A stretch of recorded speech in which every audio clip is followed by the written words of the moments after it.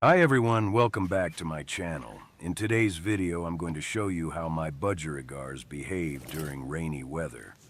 Right now it's raining, and as you can see, my budgies are a bit calmer than usual.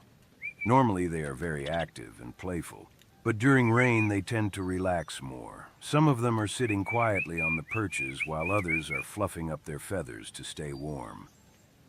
Budgerigars are very sensitive to weather changes, so during rainy days I make sure they are safe and comfortable. I always keep the cage in a dry place, away from cold wind and rainwater.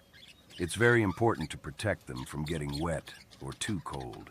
You can also notice that they are chirping a little less than usual. Rainy weather often makes them feel calm and sometimes sleepy.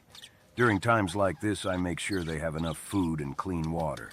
Sometimes I also give them extra care and check their health. If the weather gets too cold, you can use a cover or keep the cage in a warmer area. Taking care of budgies during rainy days is very important to keep them healthy and stress-free.